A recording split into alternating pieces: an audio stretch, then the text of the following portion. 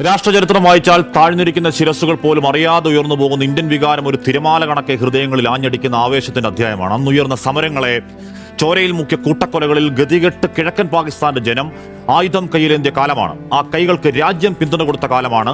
മുക്തിബാഹിനി ആ മിലിറ്ററി ജുണ്ടയോട് പോരു കുറിച്ച കാലം, ഈ രാഷ്ട്രത്തിന്റെ സേന ധാക്ക വളഞ്ഞ കാലം, ബംഗ്ലാദേശ് യുദ്ധകാലമാണ്.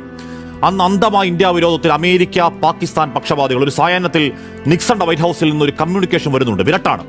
യാഹ്യാ ഖാനെതിരെ ആയുധമെടുത്ത ഭാരതം അതങ്ങ് താഴെ വെക്കണം, ഇല്ലെങ്കിൽ വരും തീർത്തു കളയാൻ ഞങ്ങളുടെ 7ാം കപ്പൽപ്പട. ഓർക്കണം, അന്ന് മൈറ്റി അമേരിക്കൻ 7th ഫ്ലീറ്റ് എന്ന് കേട്ടാൽ സോവിയറ്റ് റഷ്യയ്ക്ക് ഒഴിച്ച് ലോകരാഷ്ട്രങ്ങൾക്ക് ആയുധ തമ്പ്രാക്കൾക്ക് പോലും മുട്ടുവിറക്കുന്ന സമഗ്രാധിപത്യ കാലമെങ്കിലും ആർജവത്തോടെ കേട്ടു ഒരു ശബ്ദം: പാകിസ്ഥാനെ പിന്തുണയ്ക്കലോ പിന്തുണയ്ക്കാതിരിക്കലോ നിങ്ങളുടെ രാജ്യധർമ്മം. പക്ഷേ അനുവാദം കൂടാതെ ഈ രാഷ്ട്രത്തിന്റെ സമുദ്രാതിർത്തി കടന്നാൽ ഏത് കൊമ്പത്തെ കൊടികെട്ടിയ കപ്പൽപ്പടയാണെങ്കിലും ആ പടയും അതിലെ പട്ടാളവും ജീവനോടെ തിരിച്ചു പോകണോ എന്ന് ഞങ്ങൾ തീരുമാനിക്കും. ലോക പോലീസെ പേടിപ്പിക്കല്ലേ.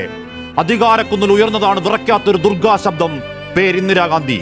7ാം കപ്പൽപ്പട, 7ാം കൂലിക്കണക്ക് നങ്കൂരമിട്ടതും അമീർ ഖാൻ നിയാസിയുടെ കൂട്ടക്കീഴടങ്ങലും ആ രാജ്യത്തിന്റെ പിറവിയുമൊക്കെ കേവല ചരിത്രമല്ല, അത് അജയ്യ ഭാരത ദൃഷ്ടാന്തങ്ങളാണ്.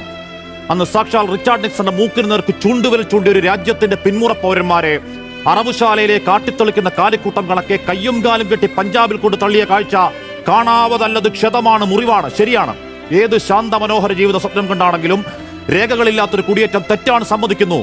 പക്ഷേ യുദ്ധവിമാനത്തിൽ ബന്ദികളാക്കി ആട്ടിത്തെളിക്കാൻ അവർ ഗോൾഡി ബ്രാർ കണക്ക് മാഫിയ തലവന്മാരല്ല, മയക്കുമരുന്ന് ബലാത്സംഗികളല്ല. അവർ ഗുജറാത്തികളാണ്, പഞ്ചാബികളാണ്, ഹരിയാനക്കാരാണ്, ഈ രാജ്യത്തിന്റെ പൗരന്മാരാണ്, ഞങ്ങളുടെ കൂടപ്പിറപ്പുകളാണ്. മര്യാദ വേണം.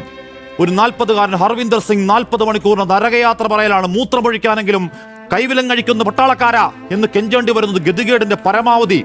അമേരിക്കൻ നയമാണെന്നൊരു കേന്ദ്രമന്ത്രിയുടെ കൊട്ടത്താപ്പ് ന്യായം ഇന്ത്യക്കാരന്റെ കാലുകൾ കൂട്ടിക്കെട്ടിയ കൂച്ചുവിലങ്ങിന് അവഹേളനത്തിന് മറുപടിയാണോ? ആഴ്ചയൊന്നപ്പുറം അമേരിക്കയിലേക്ക് ട്രംപിനെ കാണാൻ പറക്കുന്ന പ്രധാനമന്ത്രി. രാഷ്ട്രത്തിന്റെ വേദന, രാജ്യത്തിന്റെ വിയോജിപ്പ് താങ്കളവിടെ പറയണം. മോഡി അത് പറഞ്ഞാലുമില്ലെങ്കിലും ആ കെട്ടകാഴ്ച കണ്ട് വേദനിച്ച് ഈ മഹാരാജ്യത്തിന്റെ മനസാക്ഷി മൗനമായെങ്കിലും ഉറക്കത്തന്നെ പറയുന്നുണ്ട്: ലോക പോലീസെ, അങ്കിൾ സാമേ, നിന്റെ ധാർഷ്ട്യം, നിന്റെ മുഷ്ക് ഇന്ത്യക്കാരന്റെ നെഞ്ചത്ത് വേണ്ട.